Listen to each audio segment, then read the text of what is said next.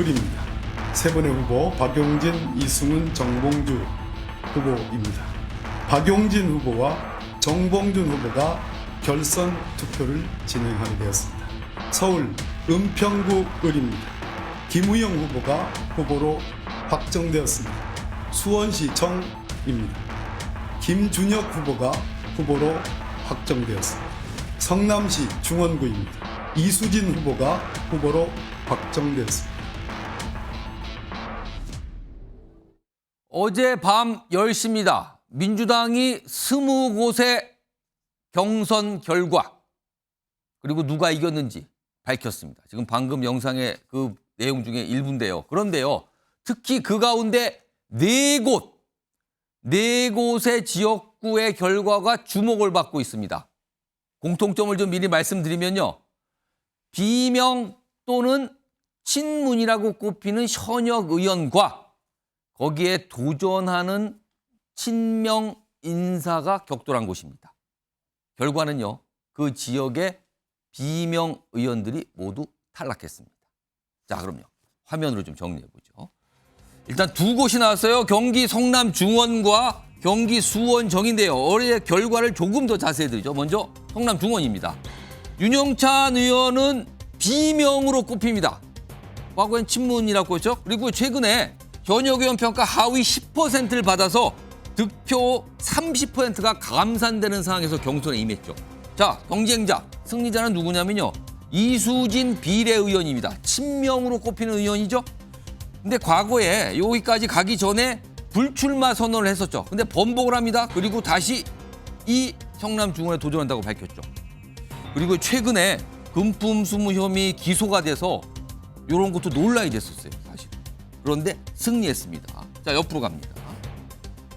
경기 수원정, 여기는 박광원 의원, 친낙 또는 비명으로 꼽히시는 분이죠. 원내대표를 거치신 분인데 역시 현역 평가 하위 20% 대상에 들어가서 득표에서 20% 감산을 받는 대상인데 이번에 경선을 임했거든요. 그리고 전 이재명 대표 체포한 요거 가결 당시 그때 처리가 됐잖아요. 그때 원내대표를 맡았었죠. 이런 인물과 여기는 김준혁 민주당 전략기획 부위원장, 원외구여 친명으로 꼽히시는 분입니다. 이재명 대표와 관련된 책 2권을 쓴 걸로 굉장히 유명하게 좀 알려져 있죠. 그런데 이 지역은요. 득표차가 딱 3표 차로 당락이 갈렸습니다. 자, 그럼요. 우선 이와 관련된 목소리부터 좀 들어보겠습니다. 모든 일에 흠잡을 데 없이 임했습니다. 그런 모든 노력에도 불구하고 하위 10% 통보를 받게 되었지만 이 사실을 밝히는데 전혀 주저함이 없습니다. 민주당을 지키겠다고 결심한 순간 저는 선산을 지키는 구분 소나무가 되겠다고 선언했습니다. 저는 이번 국회의원 선거에서 서대문구 갑 출마의 뜻을 접고자 합니다. 서대문 주민들께 직접 뵙고 말씀드리지 못하게 돼서 정말 죄송합니다. 이재명 대표의 심장을 뺏길 수는 없다는 절박함으로 호소드립니다. 진짜 민주당 후보, 국민의힘을 이길 수 있는 유일한 사람, 저 이수진의 손을 잡아주십시오. 자, 경선에 앞서서 이런 모습들이 있었어요. 그리고 경선 결과는 친명 또는 친명을 자처하는 인사들이 승리한 결과가 나왔습니다. 자, 다른 두 곳도 좀 보겠습니다. 여기 보면 서울 은평을 그리고 서울 강북을 역시 굉장히 주목을 받은 지역인데요. 여기는 강병원 의원이 현역입니다. 그런데 비명으로 뽑히는 대표적인 의원이었죠. 그리고요, 여기 도전자는요. 김우영 전 민주당 강원도당 위원장 승리를 했거든요. 원외구 친명으로 꼽히시는 분, 친명 색깔이 짙다고 평가받는 분인데요. 사실 이분은 강원도당 위원장을 맡았었거든요. 근데 이게 사표가 수리되기 전에 다른 지역에 도전했다. 이게 논란이 됐거든요. 그래서 강원 아닌 타 지역 출마. 이게 당에서 주의 조치까지 받는 상황까지 있었고 굉장한 논란이 좀 있었는데 승리를 결국은 했습니다. 옆으로 가죠. 서울 강북 을입니다. 여기는요. 결정이 안 났어요. 결선 투표. 2인 간의 2명 간의 결선 투표가 결정이 됐는데 여기는 박용진 의원 역시 대표적인 비명 의원이죠. 현역 평가 하위 10% 대상 감점이 30%입니다. 자, 그리고 여기에 도전하는 정봉주 민주당 교육연수원장 원외고요. 대표적인 친명 인사를 꼽히고 있다. 이런 상황인데요. 특히요.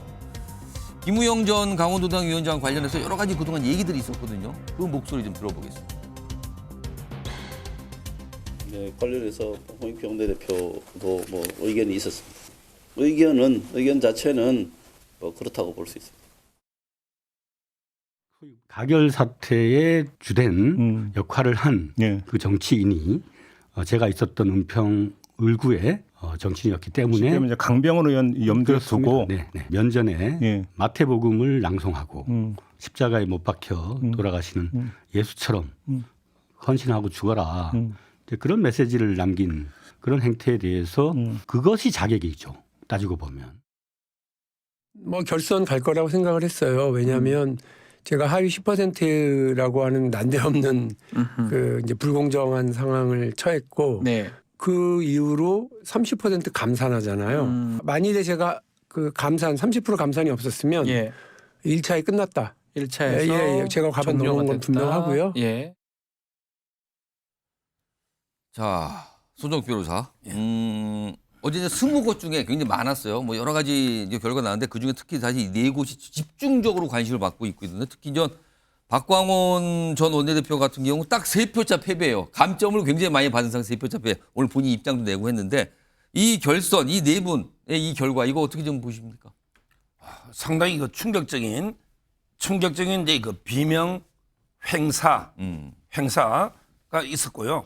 제가 가장 이게 그 놀랐던 거는 바로 이제 그 수원청입니다. 예. 원내대표까지 하신 직전 원내대표예요. 중진이죠. 예, 예. 근데 아마 이제 그 이재명 대표 국회 체포동의안이 통과돼가지고 책임을 지고 이제 그 유일하게 아마 사퇴했을 겁니다. 그때. 아, 그거에 대한 책임을 지고. 예. 그리고 나서 이제 그 김준혁 이분은 이제 그 한신대 교수인데 역사 철학을 하시는 분이에요. 저도 이제 유튜브에서 방송을 몇 번 한 적이 있는데 이분은 정치권에는 이제 인지도가 그리 높은 분은 아니에요. 예. 물론 이제 진영 내에서는 뭐 상당히 인지도가 책을 2권 썼기 때문에 예. 그래서 이제 저는 상당히 충격적인 결과가 있었고 근데 제 생각에는요. 이래 되면 이게 수원에 악영향을 줄 겁니다. 오히려 이제 제가 이수정 교수 취재를 해봤더니 예. 아주 좋아하더라고요. 아, 지금 박광원 원내대표가 수원정에 훨씬 부담스럽잖아요. 수원정의 이수정 교수가 이제 국민의힘 후보고 지금 김준혁 후보가 이제 민주당 후보가 된 거예요. 예, 통화해봤더니 너무 좋아하시더라고. 왜냐하면 이게 아무 누가 봐도 박광원 원내대표가 세잖아요. 인지도나 예. 그런 이제 상황이 될 거 본선에서는. 예. 그다음에 놀란 게 그 은평을이죠. 예. 은평을은 이제 이분은 김우영 이분은 이제 강릉시장로가 떨어지고 강원도에 도당위원장 하다가 그렇습니다. 갑자기 넘어온 거 아니에요. 근데 홍익표 원내대표가 아주 강하게 반대했죠. 예. 그런데 그 경선을 이긴 거 이것도 이제 감점 때문이 아닌가 뭐 이런 이제 생각이 들고요. 그 외에도 이제 윤영찬 의원은 예상은 했지만 그렇지만 이게 이수진 비례 이분이 이거 오는 게 맞습니까? 서대문에 갔다가 포기가 하루 만에 날아오는 게 이건 말이 안 되잖아요. 그리고 이제 라임 사건으로 500만 원 받은 걸로 이게 재판 중에 있다. 예. 이런 게 저는 문제다. 그래 봅니다. 자, 민주당 법률위 부위원장인 장미 변호사. 이거 어떻게 좀 봐야 될까요? 이거 많은 분들이 어제 사실은 굉장히 많은 것지만 이게 주목받으면서 많이 놀라신 분도 있고요. 그렇습니다. 어떤 분 또 예상했다는 분도 있더라고. 이거 어떻게 봐야 됩니까? 일단 뭐 비명 행사다 이런 프레임에는 동의하기가 좀 어려운 부분이 있고요. 이를테면 그렇습니다. 총선에서 당내에서 경쟁을 할 때 본인의 정치적 스탠스를 이른바 주류 세력과 굉장히 가깝다라고 정치적 세일즈를 하는 의원들이 상당히 많죠. 예비 후보들이 그렇고 정말 이재명 대표와 어떤 친소 관계가 있는지는 모르는 겁니다. 이를테면 조상호 변호사 어떻게 보면 이재명 대표의 변호인이었던 게 맞습니다. 예. 떨어졌죠. 그렇습니다. 이 현역의 문턱을 넘지 못했습니다. 그리고 당대표의 이빈 김의겸 의원, 현역 의원과 다투고 비문의 어떤 현역 의원과 경쟁했지만 결국엔 탈락했습니다. 예. 이런 부분에 대한 조망은 사실상 좀 떨어지는 부분이 있죠. 그러니까 그런 분들도 있는데 왜 꼭 비명들만 탈락했다고 집중을 하는가? 약간 이런 말씀이신가요? 그리고 김우영 예비 후보는요. 예. 갑자기 은평에 온 분은 아닙니다. 이미경 의원이라고 그 지역에서 상당히 다선을 한 의원의 보좌관 출신이고요. 은평구청장을 역임했고요. 다만 경기도당 위원장을 하다가 그 부분에 대한 사표가 수리되지 않은 상태에서 지역구를 바꾸는 게 맞느냐라는 문제의식에서 최고위에서 경고를 내린 적도 있지만 예. 이게 갑자기 워낙 뭐 뚱딴지 같은 지역으로 와서 이 어떤 정치 활동을 했다 이렇게 평가받을 사안은 아니라고 생각합니다. 자, 김상일 정치평론가. 네. 이번에는 승자, 이기신 분들에 집중을 해보죠. 지금 네. 사실은 이 은평 거기 빼고 나머지 지역에 지금 박용진 의원이나 정봉준은 결선에 가야 되니까 정봉준 그렇죠. 저 위원장 이 결선에 가야 되니까 이 두 분은 빼고요. 지금 승자가 그러면 3명인데 지금 소개된 게 네. 이수진 비례의원 그리고 김준혁 교수 그다음에 김우영 전 강원도당 위원장인데 네. 각각 논란들이 있었어요. 사실 그렇죠. 출마하는 네, 과정에서 논란이 이거 좀 있었습니다. 어떻게 봐야 될까요? 이수진 의원 같은 경우는 이제 기동민 의원도 이제 같은 뭐 어떤 금품 수수 예, 금품수, 혐의로 예, 기소가 같이 그렇죠. 됐는데 같은 혐의로 같이 좀 의혹에 휩싸였는데 기동민 의원은 이제 컷오프 됐고 예. 이수진 의원은 아까 소정욱 변호사 얘기한 것처럼 서대문에 갔다가 이재명 대표를 지키겠다 하면서 왔단 말이에요. 성남으로. 불출마하고 근데 바로 번복하고 그렇죠. 그것도 성남으로 가겠다. 그것도 어떻게 보면은 친이낙연계의 그 경쟁자의 그 지난 대선 경선 후보 경선에서 경쟁자의 그 대표적인 인사 지역구로 가면서 예. 그런 얘기를 했단 말이에요. 그래서 사실 그런 얘기를 하는 것 자체가 갈라치기잖아요. 사실은 네, 그런 얘기를 하면서 왔기 때문에 이번에 당선 자체가 어떤 주는 그 뭔가 이렇게 주류가 아닌 사람들 지켜보는 사람들에게 예. 일종의 상실감 이런 거를 줄 수 있는 박탈감 이런 걸 예. 줄 수 있는 그런 결과인 것 같고요. 김우영 전 강원도당 현 강원도당 위원장은 지금 사표인데 수리가 안 수리가 됐죠. 됐나요? 안 됐습니까? 아직 아직 안 된 수리가? 상태니까 예, 강원도당 위원장 같은 경우는 수리가 됐다 하더라도 어쨌든 이쪽으로 옮겨서 출사표를 던질 때 예. 현직 강원도당 위원장이에요. 그 당에서 약간 주의 조치가 있었다고 주의 그러죠? 조치 있었지만 주의 조치로 끝났지 어. 그 이후에 뭐 그것 때문에 뭐 어떤 제약을 가하거나 감점을 주거나 이런 거는 없었죠. 예. 그런 상황에서 기본적으로 당 내에서는 아니 강원도당 위원장이 다른 지역에 출마한다는 게 이게 전례가 있고 상식에 맞고 상도위에 맞는 거냐. 상식적으로는 이게 이렇게 딱 뭐가 잘 맞지는 네, 않죠. 정치 도회만 이런 예. 논란이 좀 있었고요. 어쨌든 결론적으로는 또 더 혁신 민주회인가요? 그러니까 원외 조직. 원외 친명 조직의 대표예요. 그러니까 여기도 어쨌든 간에 당 대표를 표방하고 나온 분인 거예요. 예. 그런데 논란이 있는데도 어쨌든 무난하게 일단은 또 승리를 했기 했다. 때문에 승리를 했기 때문에 비명계라고 일컬어지는 분들 입장에서는 예. 아 이게 좀 상식적으로 이게 맞는 건가 일반적인 상황이 벌어지고 있는 건가 예. 좀 그런 부분이 있을 것이고요. 그다음에 김준혁 후보 같은 경우는 예. 사실은 뭐 저도 잘 알고 우리 앵커님도 잘 아는 분이잖아요. 이거 책 얘기가 사실은 주목을 좀 받았어요. 근데 책 얘기가.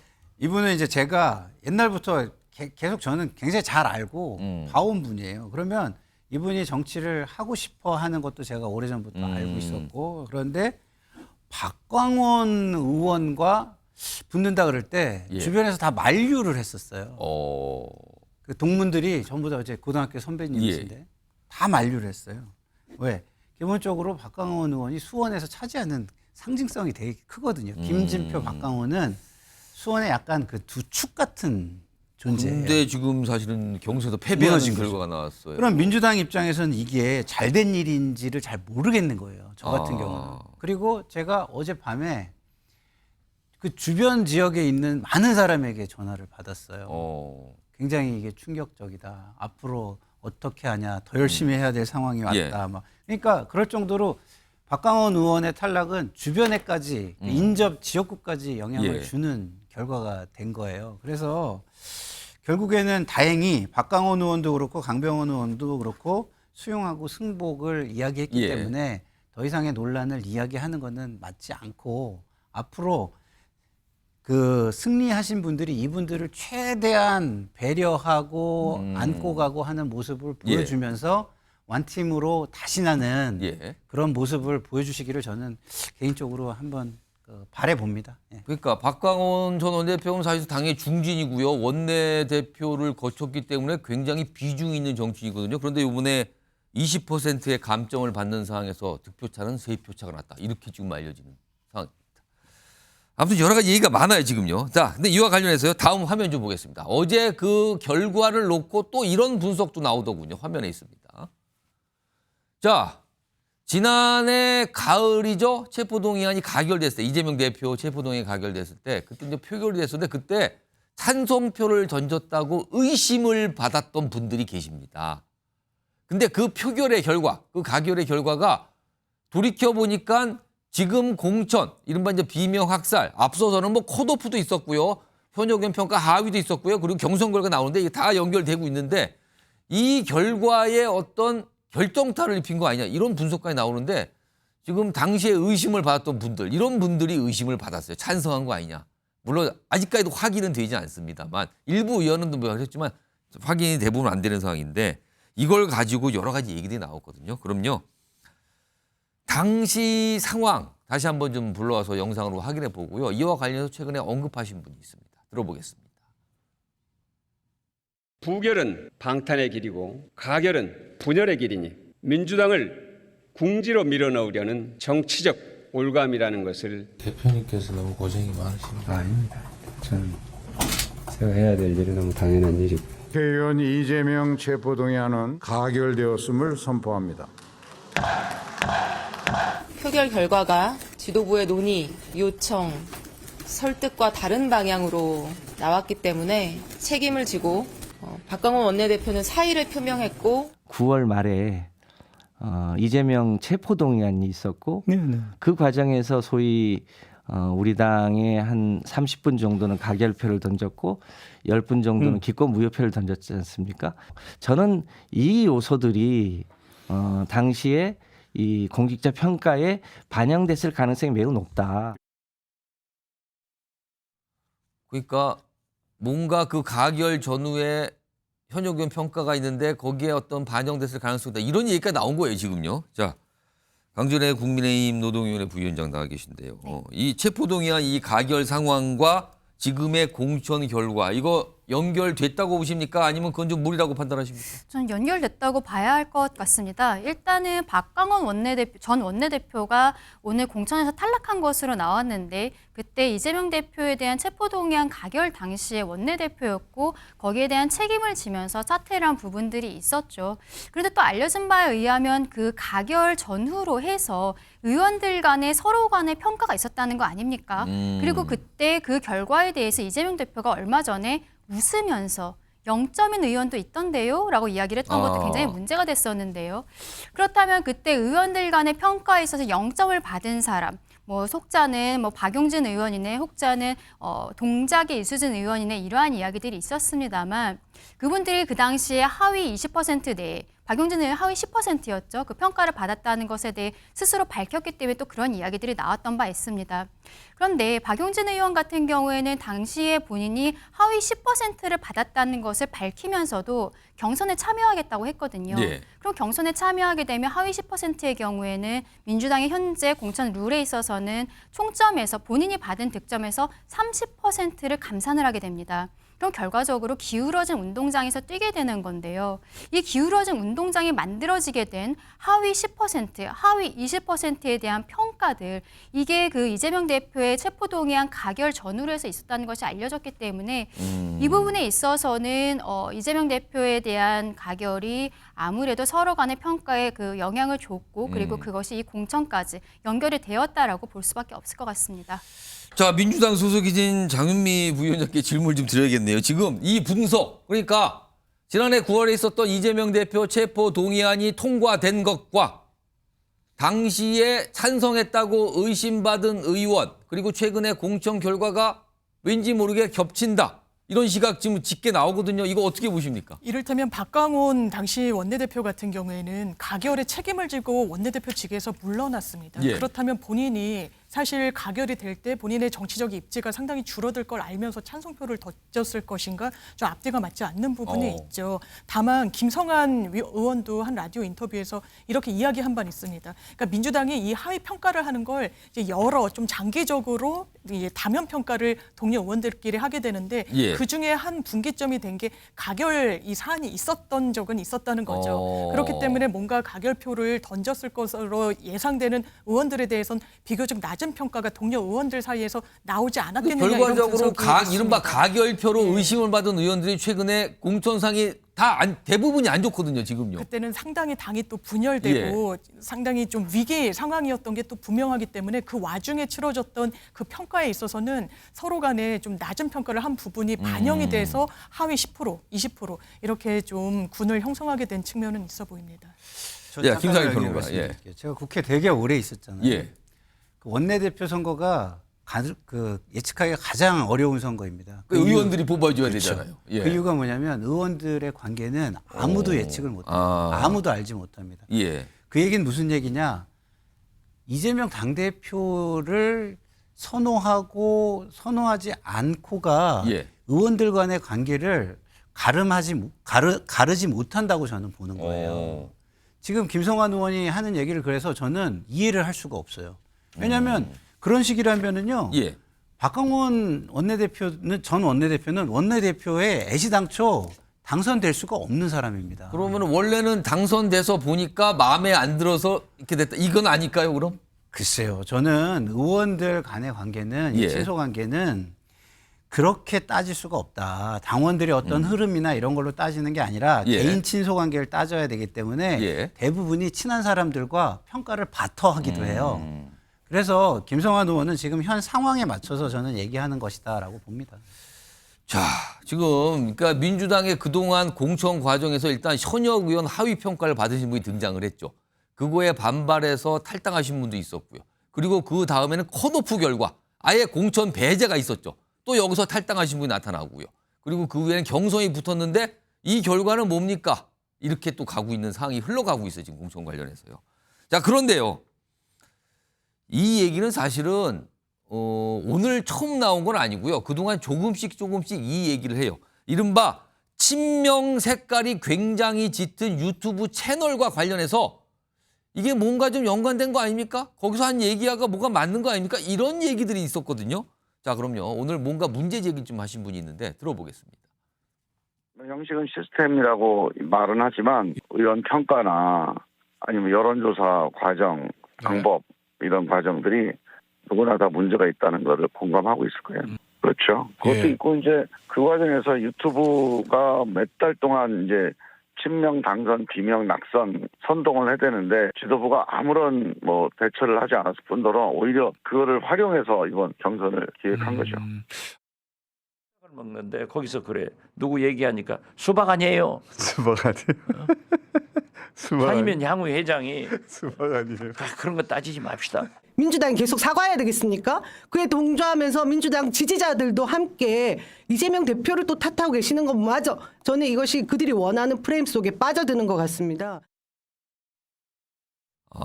요겁니다. 요거. 소정 변호사, 이거 어떻게 보십니까? 사실상 여기서 그러니까 일각의 시각은 사실상 여기서 공천과 비슷한 역할까지 한 거 아닌가? 이런 시각까지 나와요, 지금요.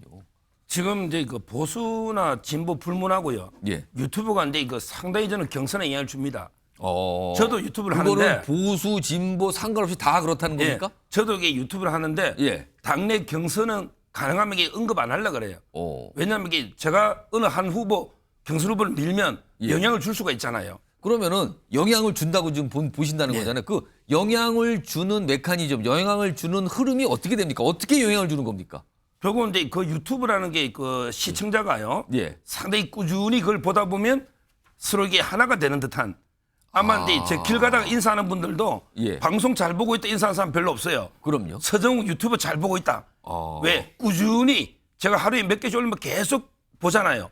그러면 이게 거의 한 몸이 되다시피. 그러면은 그 보시는 분들 확증 편향이죠. 보시는 분들의 많은 분들, 물론 다는 아니지만 많은 분들이 특정 정치적 성향이 강하신 분 이 뜻입니까? 저 같은 경우는 이제 어르신들이나 주로 이제 보수 성향 분들이 많이 보기 때문에 당내 경선에서는 영향이 큰 거예요. 제가 보기에 본선에서는 확장성은 큰 도움이 안 돼요, 유튜브가. 근데 당내 경선에서는 저쪽도 박시영 TV, 김어준 유튜브들 실제 그 어떤 전략 공관위원은 미리 유튜브 나가 알려가지고 사퇴까지 했잖아요. 미리 정보를 아는 것도 있고. 본인이 출연해서 거기서 얘기를 꺼냈는데 그게 큰 논란이 됐었죠. 그러니까 아마 이제 실제 친 이재명 유튜브들에서 수박 저 사람 3개야, 수박 2개야 이런 식으로 이게 매기면 아마 이게 당내 경선에서는 특히 개딸이라고 불리는 이재명 대표의 강성 지지층 예. 한들에게 절대적인 영향을 준다. 뭐 그건 어쩔 수 없는 거죠. 그렇게 극복해야 되는 거예요. 장유미 변호사는 이거 어떻게 보세요? 실제 좀 그런 생각이나 그런 판단이 좀 드십니까? 저는 유튜브에 일방적인 영향을 받는다기보다는요. 예. 이게 정치 지형이 좀 바뀌면서 민주당 같은 경우에 뭐 200만 당원이다 뭐 이런 이야기를 예. 합니다. 그러면서 지금 뭐 강성 팬덤 정치 현상과 관련해서 이런 분들이 가장 제1적으로 언급하는 게 정치 효능감이에요. 내가 직접 당원이 되어다 보니까 당내 경선에도 참여하고 그 기회를 보장받고 예. 이러면서 좌지우지할 수 있다라는 부분. 예. 뭐 문자를 보낸달지 이런 식으로 의원들이 정말 꼼짝하지 않다가 내가 하는 메시지에 대해서 반응한다. 그리고 거기에 호응하는 게 유튜브인 측면이 있는 것 같습니다. 일방적으로 유튜브 이른바 뭐 친명이니 뭐 친문이니 이런 유튜브 채널에 그냥 일방 영향을 받는다기보다는요. 예. 서로 상호 보완적인 관계인 거죠. 이게 긍정적인지 부정적인지 분명히 부정적인 그러면 측면도 있는 상호 거죠. 보완을 통해서 영향력이 더 막강해지는 겁니까? 그런 측면이 있는 것 같습니다. 그러면서 정치의 어떤 대화가 실종하고 가는 그 한 단면을 지금 이런 정치 지형이 저는 보여주는 측면이 그 있다고 영향력이 막강해지는데 그게 예를 들어서 정치적 성향에 따라 같은 당을 지지하지만 예. 고루고루 성향에 따라 비슷비슷한 영향력을 비추면 경쟁을 할 거 아닙니까? 근데 네. 지금은 약간 일방적으로 맞습니다. 한쪽에 영향력을 행사하는 거 아니냐 이런 시각이 나오거든요. 그렇습니다. 그건 어떻게 보세요? 그런 문제의식에 상당히 공감을 하고요. 그렇기 때문에 이런 유튜브 지형에서는 극단으로 치우친 이건 민주당 계열도 마찬가지인 거고 국민의힘도 마찬가지인 예. 겁니다. 이런 극단에 중간에 대화나 협상, 협의가 상실되고 사실상 없어지면서 정치가 상실된 그런 상황을 오히려 지금 너무 난립하는 유튜브 이런 또 뭐 정치 효능감을 이야기하는 그런 강성 팬덤층 좀 보여주고 있는 것 같습니다. 지금 뭐 여야를 막론하고 특히 이제 민주당과 관련해서 나온 얘기가 이 당원들 그러니까 당비를 납부하는 어떻게 보면 충성 당원들이죠. 이 당원들의 영향력이 어느 순간부터 대단히 강해졌다. 막강해졌다. 이런 상황에서 특정 정치인을 강하게 지지하는 성향을 보이는 유튜브 채널들이 목소리를 높이고 있다. 이 두 가지가 결합이 된 상황이 지금 공천과 어떤 영향, 공천에 대한 영향을 주는 거 아닌가. 이런 분석과 시각이 지금 등장하고 있는 거거든요. 오늘 분석해드린 내용이 이런 맥락이 좀 있습니다. 이런 가운데요. 지금 민주당 경선이 아직 좀 많이 남아 있어요. 지금 많은 분들이 주목하는 두 곳이 있는데요. 화면 좀 보겠습니다. 이 두 곳에도요. 이른바 이제 비명 또는 친문이라 꼽히시는 두 분이 지금 현역 의원인데 여기에 도전자들이 또 친명임을 아주 강하게 드러내고 있어요. 지금요. 여기 전해철 의원, 송갑석 의원인데 각각 경기 안산 쪽에 그리고 광주 쪽입니다. 근데 이분들도 여기 현역 평가에서 하위 평가를 받아서 이제 감점을 받은 상태에서 경선을 치러야 되는 상황이거든요. 이거 조만간 나오거든요. 김성환 평론가. 네. 이분들 역시 어제 밤에 발표된 상황과 유사할 걸로 보십니까? 아니면 다를 걸로 보세요? 어떤 맥락으로 이해하십니까? 저는 유사할 거라고 봅니다. 그렇다면 네. 이분들 역시 경선에서 굉장히 위험할 가능성이 있다. 뭐 통과하기가 쉽지 않다고 저는 보는 이유가 좀 아까 유튜브 우리 얘기했잖아요. 예. 유튜브가 굉장히 위험한 게 뭐냐면 유튜브는 규제 기관이 없어요. 그래서 거기에 나오는 정보를 걸러주는 사람도 없고 거기에 나오는 표현을 걸러주는 기관도 없습니다. 그냥 자유롭게. 그렇죠. 그러니까 감정을 막 북돋는 거예요. 그러니까 막 화나는 사람은 더 화나게, 예? 그다음에 막 환호하는 사람은 일방적으로 더 환호하게 그런 예. 것들을 소재로 균형도 없어요. 예? 서정욱 변호사가 민주당이 균형 맞춰가지고 유튜브 방송 하겠습니까? 안 하죠, 그죠? 유튜브 나가실 때는 또 강하게 하시는 거예요? 그렇죠. 그러니까 이게 우리가 지금 가뜩이나 우리 이 사회 자체도 이 핸드폰 문화 때문에 편향성이 굉장히 강해지고 있잖아요. 근데 강성 지지층은 저렇게 지금 화면 나오는 것처럼 수박을 이렇게 풍선을 터뜨리고 이런 거를 굉장히 쾌감을 느끼면서 하게끔 유튜버들이 선동을 하는 겁니다. 그러면 저런 것들이 영향을 안 줄 수가 없죠. 당내는. 왜냐하면 공직 선거가 아니잖아요. 중도층이 참여 안 하잖아요. 네? 그러다 보니까 결국에는 기본적으로는 공직선거에 그래서 선거가 일반인들을 대상으로 하고 많이 참여시키고 하는 오픈 프라이머리 이런 거를 채택하는 이유가 있는 것이죠. 공직선거에 승리하려면. 그렇지만 지금 상황은 이걸 또 여론조사로 하다 보니까 일반 여론조사가 어떻게 됐는지도 입증이 안 되거든요. 그런 상황 속에서 제가 볼 때는 이전에 쭉 흘러온 그런 흐름으로 결과가 나올 가능성이 높게 저는 예측이 됩니다.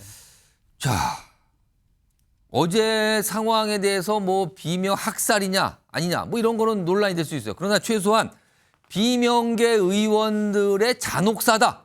이것만큼은 설명이 가는 것 같아요. 왜냐하면 컷오프 되거나 경선에 탈락하는 경우가 지금 계속 나타나고 있으니까요. 자, 이런 가운데요. 비명, 친문하면은 떠오르시는 인물이 있죠. 그 친문의 문입니다. 다음 주제, 그와 관련돼 있습니다. 보시죠. 당의 주인이 누군가를 확인하는 경선 결과 아닌가 싶습니다. 다수의 당원들의 뜻이 있는 거고 평소에 그와 다른 행보를 하셨던 의원님들이 당원들이 결정하는 경선 과정에서 고배를 마신 것이라고 봐야 하지 않겠습니까? 이재명 대표에게 지금 찍혀나가고 있는 사람들은 민주당에서는 민주당 사람으로 안 치겠다는 거잖아요. 민주당도 이제 이름 바꿔야 한다고 생각합니다. 저게 무슨 민주당입니까? 그냥 이재명 대표 이름 넣어서 제명당 이렇게 바꿔야 한다고 생각해요. 자, 이번 주제 나왔는데요. 지금 비명 잔혹사 이런 얘기 나오죠. 그런데 막상 문재인 전 대통령 약간 뭔가 침묵을 하고 있는데 너무 한가한 거 아니냐 이런 시각이 좀 오늘 나오더군요. 이 주제 좀 가보겠는데요. 앞서서 보면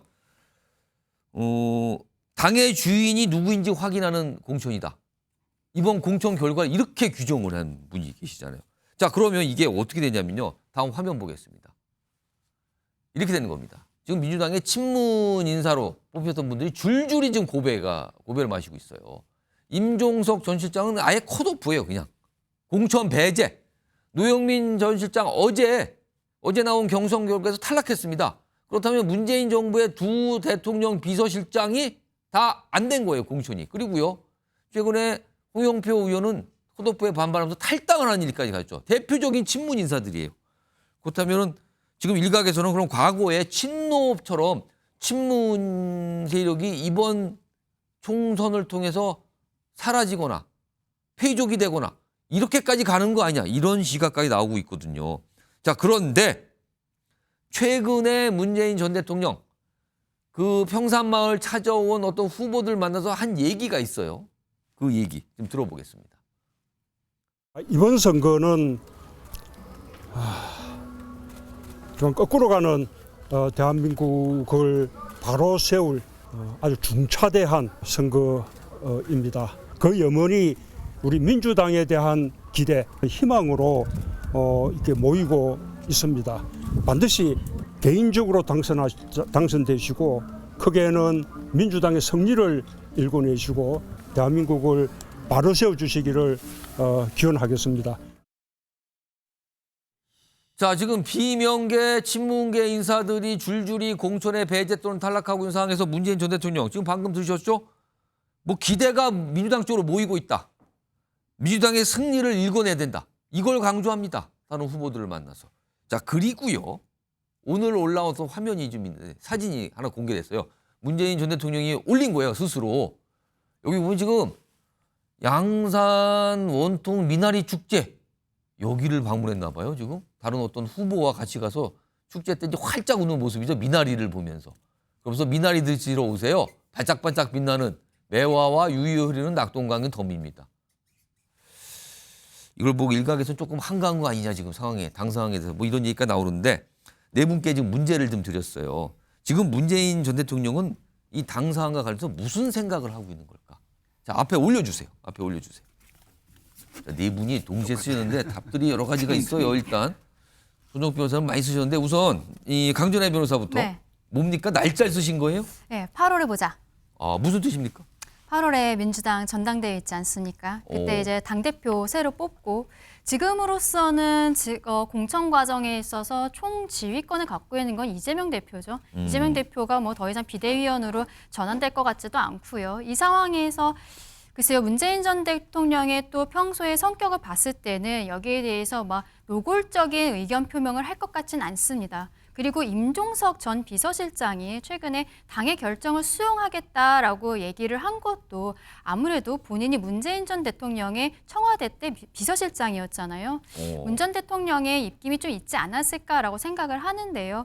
지금 이렇게 비명 학살, 특히 친문 계열이 학살이 되고 있는 것은 어느 정도 예상이 됐던 부분이기도 해서 문재인 전 대통령의 입장에서는 이들이 하나로 일단은 뭉쳐 있다가 8월에 다시 한번 이를 도모해보자라는 생각이지 않을까 그렇게 봅니다. 8월에 임기 끝나고 전당대회 있으니까 그때까지 한번 기다려 볼게요. 말은 안 하지만 이런 뜻이라는 거네요. 자, 그럼 이번에는 김상일 정치평론가께서는 잊혀진 삶이요? 예. 퇴임한 대통령이라는 거죠. 예. 본인은 퇴임한 대통령이기 때문에 적극적으로 정치에 개입하는 그런 모습들은 그리고 스스로 이렇게 개입하는 모습은 보이지 않겠다. 찾아오면 거기에 격려해주고 덕담해주는 정도. 그러나 내가 먼저 나서서 무언가를 조직하고 기획하고 이러진 않는다. 이런 생각을 가지고 사시는 것 같고. 근데 사실은 어떤 정치연화 있을 때 잊혀진 삶이라고는 책을 소개하는 걸 명분으로 막 의견 표출 좀 했잖아요, 그동안은. 근데 여기는 일절 의견 표출이 없는 데다가 오늘은 미나리 축제를 갔단 말이에요. 그 사진을 올려요? 이건 그러니까 어떻게 봐야 됩니까? 이게 기본적으로 당내 문제가 굉장히 시끄럽잖아요. 예. 그런 상황에서 저는 그렇게 개입하고 싶지 않은 그런 모습, 이게 마음에 있을 거예요. 그러나 정권이 지금 바뀐 상태에서 지금 우리 그 당의 후보들이 뛰고 있잖아요. 민주당 후보들이 뛰고 있는데 그거에 대한 도움을 주시는 거는 어느 정도는 하시는 거죠. 그리고 많이 찾아오잖아요. 또. 그렇습니다. 자, 이번에는 소정욱 변호사도 역시 잊혀진 삶이 아니라 여기는 잊혀진 사람이네요. 본인의 약속이죠. 본인이 퇴임할 때 이제는 뭐 저녁 노을처럼 잊혀진 사람이 되고 싶다고 했는데 그동안은 이제 실제 실천을 못했죠. 사사건건은 이제 뭐 현안이 있을 때마다 글 올리고 책 소개하고 심지어 실수로 좋아요를 고양이가 누른 경우도 있었어요. 예. 근데 진짜 골치 아픈 진짜 중요한 문제가 있으니까 이제는 이게 책임 회피하는 거예요. 제가 보기에 문 대통령은 지금 아무런 계획이 없을 겁니다. 계획이 없다. 8월 달이고 뭐고 아무 생각이 없을 거예요. 그냥 찾아오면 웃으면서 당신 알아서 하세요. 열심히 하세요. 탈당할 사람 탈당하시고 남아있는 사람 남아있고 뭐 이게 그냥 각자 도생 알아서 그냥 길을 가시라. 대신에 이게 잘 되길 바랍니다. 뭐 이런 식이죠. 어떤 게 치밀한 계획이나 의도나 이런 게 없다고 저는 봐요. 아무 생각 없다 봐요. 정치적으로는. 별 생각을 하지 않을 정치적으로는. 거다. 이거야말로 진짜 이제 잊혀진 삶. 이걸 이게 이제 처음 실천하는 거죠. 이제까지는 못했잖아요. 뭐 앞으로는 이게 그렇게 인간적으로까지 깎아내리실 거는 아니 없다고. 이제까지는 잊혀진 삶을 실천을 못했는데 잠깐만 말씀하시고 이제 진심으로 골치 아픈 일이 생기니까 나는 관여 안 한다. 오불관은 나는 이게 관계 없다. 각자 알아서 도생하시라. 이런 게 태도 같아요. 김상일 평론가께서 이거 너무 좀 이렇게 폄하한 거 아니냐 말씀인데 잠깐 드릴게요. 말씀하세요. 너무 폄하하시는 거고요. 문재인 대통령은 퇴임한 대통령이잖아요. 퇴임한 대통령으로서의 입장을 일정 정도는 견지를 하고 있다. 이렇게 봐야지 퇴임한 대통령이 모든 걸 기획하고 앞에 나서서 사람들을 모으고 정치적으로 선동을 하고 이런 게 되면은 어떻게 되겠습니까? 그럼 모든 전직 대통령들이 다 나와서 그렇게 하지 않겠어요? 그래서 그렇게 하시는 것 자체에 대해서는 존중해줘야지 이걸 무책임하다 막 원래 뭐 그런 분이다라는 식으로 이렇게 폄하하는 거는 알겠습니다. 저는 안 좋다고 그러고 그렇게 하면은 잊혀지지 않고 나오실 수도 있어요. 왜 국민의힘에 좋을까요? 자, 지금 장우희 변호사 한 명 나오셨는데 앞서서 요 공천 관련해서 오늘 이재명 대표가 여러 가지 일정을 소화하면서 기자들의 질문을 받아요. 그리고 공천과 관련해서 어떻게 보면 스스로 자평을 좀 내는 게 있습니다. 들어보겠습니다. 민주당 어제 밤에 참으로 놀랄 일이 벌어지지 않았습니까? 민주당은 당원의 당이고 국민이 당의 주인이라는 사실을 경선을 통해서 증명했습니다. 아까 이제 김성환 의원이 말했던 당의 주인이 누구인지 확인했다. 뭐 이거하고 약간 같은 맥락 같으네요. 자, 마지막으로 장우희 변호사 들어주세요. 뭐라고 쓰셨어요? 지금 문재인 전 대통령은 무슨 생각을 할까 했는데 한자로 정중동이네요. 그럼 정과 동이 다 지금 있는 건데 뭔가가요? 그렇죠. 사실 제가 그러니까 미나리 밭 사진을 올린 게 지나치게 한가한 거 아니냐라는 취지로 예. 말씀 주신 걸로 보이는데요. 제가 지금 평상책방 감사를 해서 대통령님을 종종 뵐 기회가 있습니다. 그래요? 그러니까 이게 지역의 어떤 공동체를 좀 위해서 기여할 수 있는 바에 대한 애정과 의지가 상당히 강하시기 때문에 종종 그걸 올리는 것이지 그게 정치에 대한 아무런 생각이 없다라고 폄훼당할 일은 결코 그러면 지금 아니라고 시기가 그 때이기 때문에 그냥 그 활동 차원이다. 생각하고요. 아마 대통령의 문제의식은 그런 부분이 있을 것 같습니다. 지금 윤석열 정부 정확하게 심판해야 되는 총선이라는 생각 갖고 계시겠죠. 이건 제 추정입니다. 예. 왜냐하면 본인이 쌓아왔던 대북관계가 개선된 부분, 지금 군대 보낸 어머니들 밤에 잠 못 주무십니다. 북한이 전쟁 운운하고 있죠. 거기에 대해서 어떤 대비책이 있는지 보이지 않습니다. 지금 언론 환경은 어떻습니까? 김건희 여사 특검이라고 하지 않았다고 방송국을 징계하고 있습니다. 이게 민주주의의 진보입니까? 퇴행입니까? 거기에 대해서 전직 대통령이 어떤 인식을 갖고 있을까요? 저는 어떤 시점에는 문재인 대통령께서 어떤 메시지를 낼 수도 있겠다. 오히려 그때 가서 메시지를 내면 왜 전직 대통령이 현재의 정치에 관여하냐라고 또 얼마나 비판을 쏟아낼 것입니까? 예. 오히려 말씀을 하지 않는 부분에 대해서도 이렇게 비판을 받을 것 같으면 저는 오히려 강력한 메시지를 내는 것도 하나의 방법이라고 생각합니다. 정중동, 고민이 깊다 약간 이런 취지의 설명을 해주셨어요. 지금 글쎄요, 정치권에서 이번에 이제 컷오프나 뭐 경제 탈락하신 분 이런 분들 좀 물어보면은 문재인 전 대통령이 뭐 별다른 입장을 내지 않을 것 같다라고 말씀하시는 분도 있고요. 그리고 어떤 분들은 시기를 좀 보고 있는 거 아니냐, 그럼 또 기다리는 듯한 말씀을 하시는 분도 있어요. 약간 좀 갈리고 있는 상황입니다. 자, 어제 밤에 있었던 뭐 여러 가지 표현이 나오죠. 민주당의 20곳 경선 결과. 오늘 참 하루 종일 많은 얘기를 좀 나왔습니다. 그거 좀 전해드렸고요. 다음 주제는요. 이재명 대표가 어제 연속해서 연거푸 사과를 해요. 그와 관련된 주제로 가보겠습니다. 이재명 대표는 왜 2번이나 사과를 어제 했을까? 사과. 요즘에 어떤 정치인이 사과를 하는 게 사실 쉽지 않거든요. 더군다나 이재명 대표는 여당이 국민의힘에도 사과를 해요. 어제 그런 모습이 있었거든요. 근데 그 사과를 한 원인이 된 발언이 있었습니다. 그 발언부터 좀 먼저 들어보겠습니다. 네, 그 정우택 국회 부의장이 돈 봉투 받는 장면을 저도 영상으로 봤습니다. 근데 참 변명이 가관이었습니다. 나중에 돌려줬다는 거 아닙니까? 총선에서 국민 여러분께서 결코 그렇게 해서는 국민들이 용납하지 않는다는 것을 보여주실 걸로 믿습니다. 정우택 후보 단수 추천 받으셨던데 CCTV 영상에 돈 봉투 주고받는 장면이 그대로 찍혔지 않습니까? 돌려줄 것을 왜 받습니까? 진짜 사양하면 되지 않습니까? 우리 민주당의 시스템에 따르면 심사 대상조차도 되지 못할 이 돈봉투 후보를 뻔뻔하게 단수 추천하는 것이 바로 국민의힘의 공천입니다.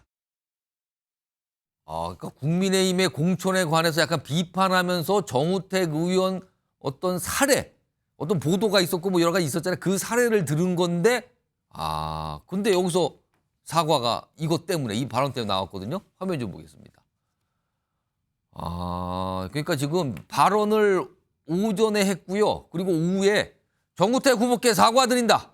단수로 추천됐다는 발언은 제 착오에 기인한 겁니다. 경선을 통해서 공천을 받았는데 단수 추천받았다는 게 이 부분이 내가 틀렸습니다.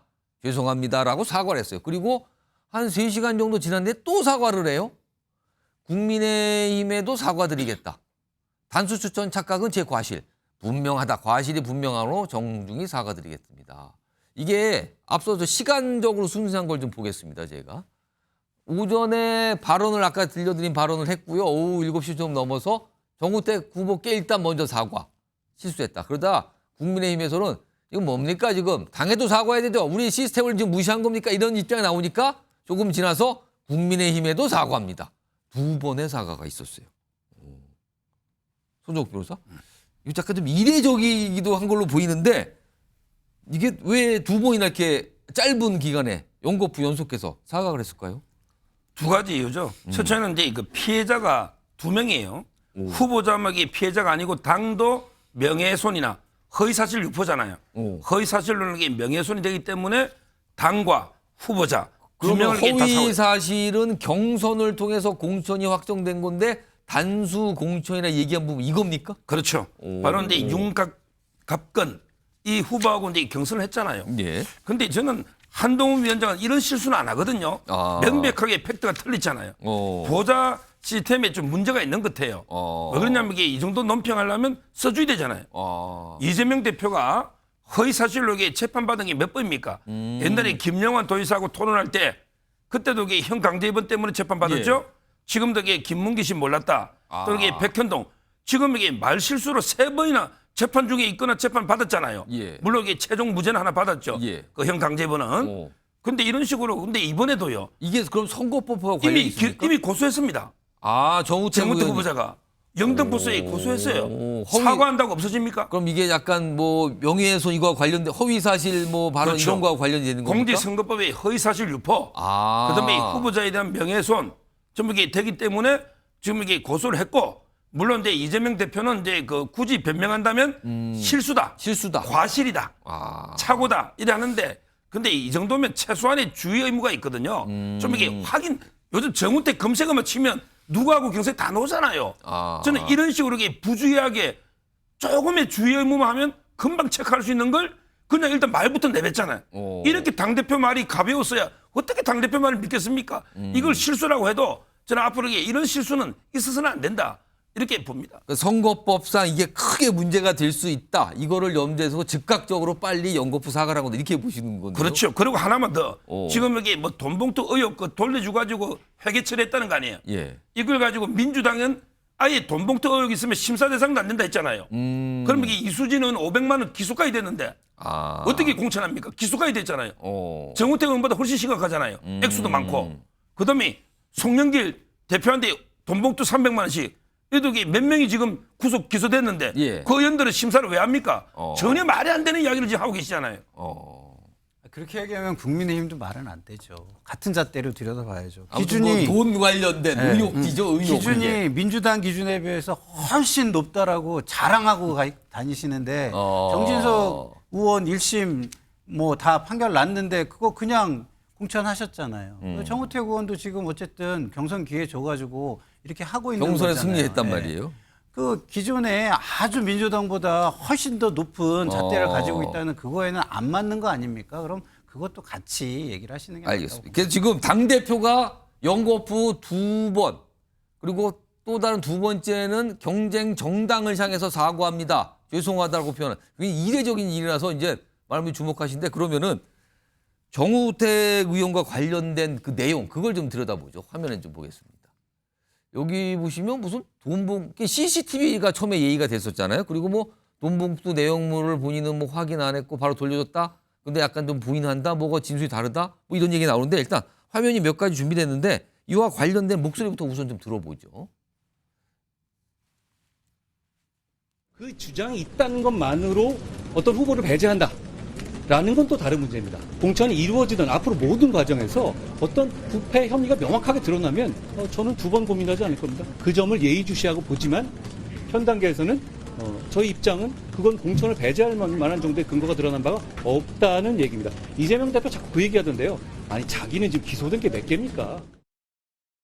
일종의 그 사법 리스크 이미 알려진 얘기니까 에 관한 이야기잖아요. 그것을 보는 기준이라든가 절차가 우리는 국민의 눈높이에 맞아야 한다는 생각을 한 것이고 우리는 민주당과는 달라야 하지 않는가 이런 식의 논의가 비대위에서 논의가 됐던 것이고.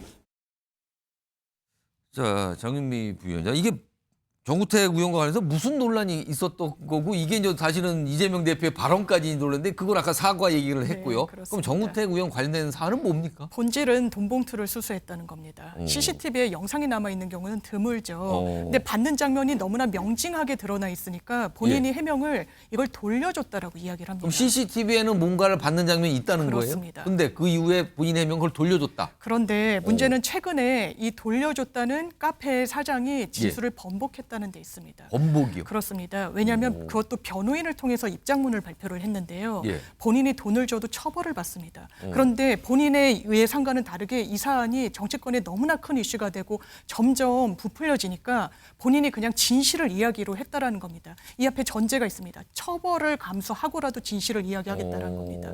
그렇다면 그 말의 신빙성은 상당히 높죠. 그럼 처음에 그 돈을 줬다고 알려줬던 분은 처음에는 뭔가 아니라고 얘기를 했던 그렇죠. 건가요? 왜냐하면 보좌진의 설득이 있었다는 겁니다. 정우택 부의장의 보좌진의 설득을 통해서 내가 그럼 돌려줬다라고 언론을, 그것도 특정 언론사의 기자 전화만 받으라는 요청이 있었다는, 이 일방이긴 하지만 어쨌든 그런 주장이 나온 그런 바가 주장까지 있고요. 있었어요? 그리고 처벌을, 왜냐하면 본인이 돈 봉투를 주고 돌려받지 않았다면 그건 처벌의 대상이니까요. 그럼에도 불구하고 너무 사태가 걷잡을 수 없이 커지니 내가 진실을 이야기하겠다. 나는 돈 봉투를 돌려받은 적이 없다라는 겁니다. 추가로 나온 문자 메시지에는 이 카페 사장이란 분이 큰 과일 박스가 있으니 의원님 가져가시라는 취지로 이야기를 합니다. 감사라고 화답합니다. 이 부분과 관련해서 한동훈 비대위원장 뭐라고 얘기했습니까? 후보에서 배제하는 거 부적절하다고 했습니다. 이게 부적절합니까? 이게 도덕적으로 시스템 공천으로 공천하고 있는 겁니까? 경선을 거쳤다고 하더라도 이 부분과 관련해서 유권자 눈높이에 맞다고 확언하실 수 있습니까? 이 부분을 이재명 대표가 지적했던 것이죠.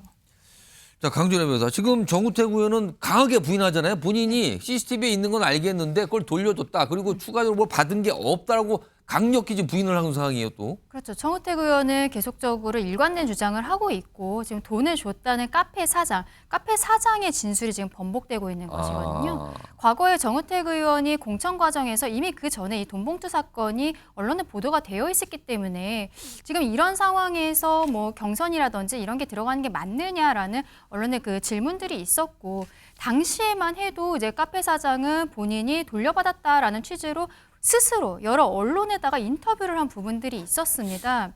그런 것들이 있었고, 또 정우택 의원이 그 과정에서 단수 추천된 것이 아니라, 이재명 대표의 주장처럼 단수 추천된 것이 아니라 경선을 거쳐서 이제 후보로 결정이 된 부분이 있는데요. 근데 지금 말씀하시는 것처럼 그 당시에 카페 사장이 오히려 돈을 돌려받지 못했다라고 진술을 번복한 것이 이제 후에 드러나게 된 것이죠. 그것을 이제 변호인을 통해서 이야기를 하고 있는데, 여기에 대한 사실관계는 글쎄요, 뭐 결론적으로는 법원까지 가서 판단을 받아봐야 되겠지만 그것은 시간이 얼마나 걸릴지는 모르는 상황이고, 지금 당장 이제 공천 과정이 있기 때문에 그래도 국민의힘 입장에서는 뭐 상대방 변호사가, 그 카페 사장이 낸 변호사가 의견서라든지 이런 것들을 한번 확인을 해볼 필요는 있지 않을까라고 생각을 합니다. 네, 김상일 님. 개인적으로요, 잣대가 똑같아야 돼요. 네?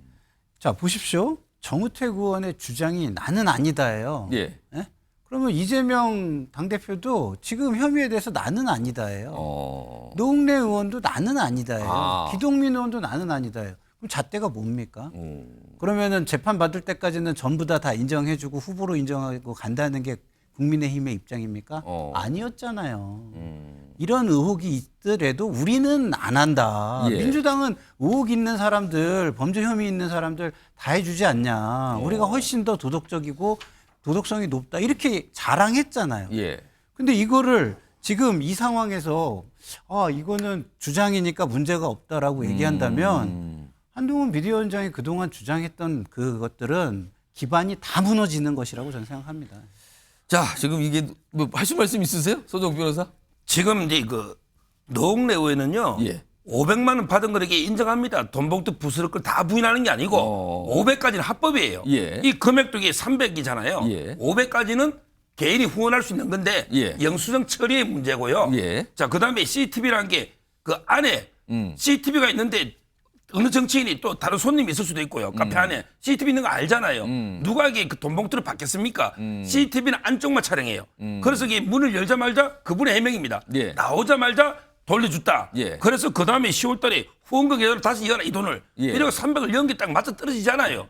이런 소명이 있기 때문에 공천된 거예요. 알겠습니다. 이게 정치인들. 전 지금 서정욱 변호사가 잣대를 자꾸 구부리는 것 같아요. 그러면은 소명하는 쪽에 이야기만 하면 어떡합니까? 문제가 되는 쪽에다 입증을 해줘야죠. 예. 그렇지 않습니까? 입증은 이게 검찰이나 경찰이 해야지 왜 그러면은 그러면 이재명 대표라든가 노웅래 예. 후보라든가 그럼 입증이 다 됐나요? 검찰이 할 때까지 그럼 기다려 주셔야죠. 똑같죠. 저는 거기에 대해서 국민의힘에서 그래도 다시 한번 여기에 대해서 살펴보지 않을까라고 생각이 드는 게 아까도 말씀드렸지만 경선에 붙이고 그 과정에서는 카페 사장이 돈을 준 게 아니라 돌려받았다라고 했던 진술이 있었던 것이었거든요. 예. 근데 그 이후에 이제 정우택 후보로 결정이 되고 나서 카페 사장의 진술이 번복이 된 부분이기 때문에 여기에 있어서 아까 말씀드린 것처럼 카페 사장의 변호인이 제출한 의견서라든지 증거 같은 것은 아무래도 국민의 입장에서 한 번쯤 확인을 할 것 같습니다. 왜냐하면은 그 전에 예가 있는데